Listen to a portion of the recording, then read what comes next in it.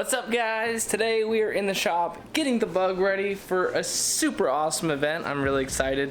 Next week we are doing an event called HooptieXross, which is put on by the guy that started the Gambler 500, Tate. You met him. There's another video where we interviewed Tate and talked about the Gambler 500. You guys should go check that out. I was looking over the tech for that event and there's no way this thing would be able to pass tech to do that event. So there's a couple things we actually need to fix. One, tech says that you can't have any vehicle leaking any types of fluids like coolant, oil, or gasoline.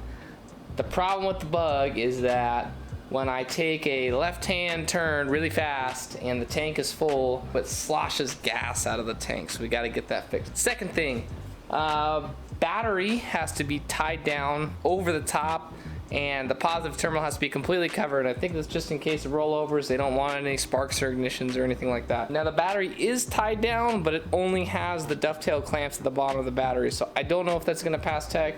I don't really want to wait till we get there to find out, so we're going to fix that.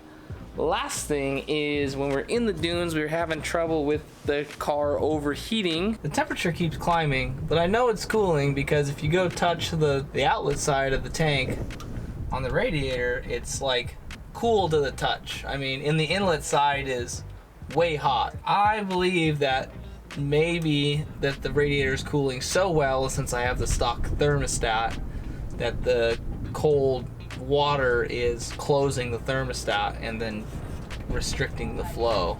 I'm gonna switch to a lower temperature thermostat, bleed the cooling system, get a new radiator cap because it keeps pushing coolant into the overflow but not pulling it back, and then we should be ready to go. So let's get at it.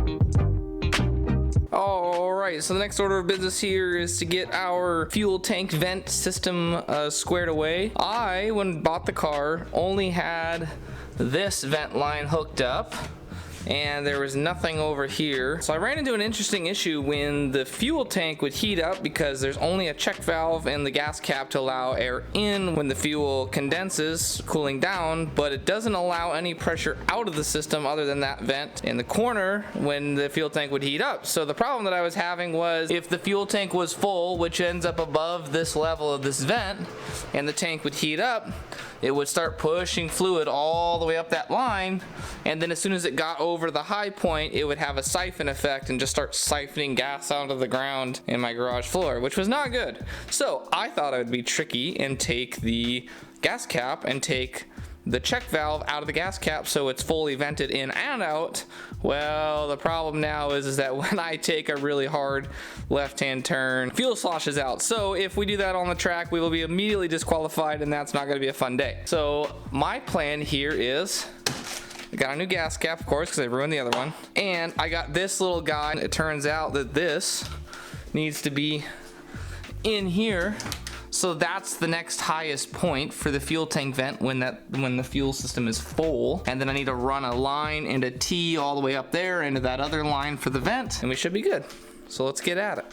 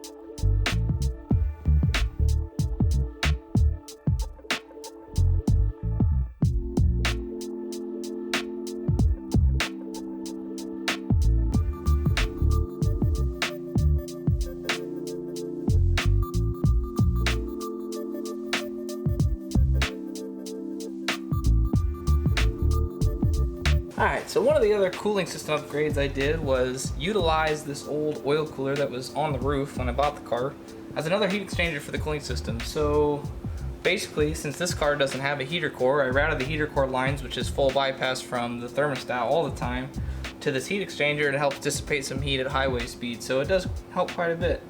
The one issue that I had with bleeding it is because it's higher than the radiator cap, you struggle to bleed it because you can get air pockets trapped up there. So I machined myself this little high point thing, put my vacuum pump on here, and I just pump it up until I get coolant coming out.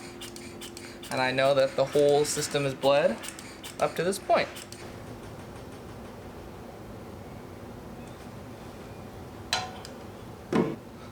Voila!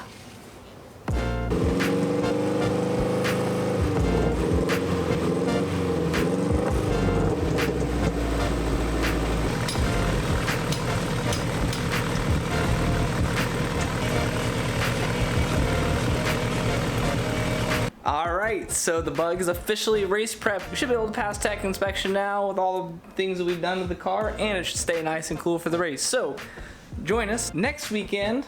We are going to be out at the HooptieCross in Albany. It's going to be super fun. Donnie's going to be driving his lifted Avalon that we just finished building. Totally ridiculous. Probably not going to survive, but it's going to be hilarious. The bug has a super noisy transmission bearing and dangerously low oil pressure because that motor is just old and tired. So we're gonna see if either of us are gonna make it. We may have to go home on a tow truck. So thanks for joining in, guys. We'll see you in the next one.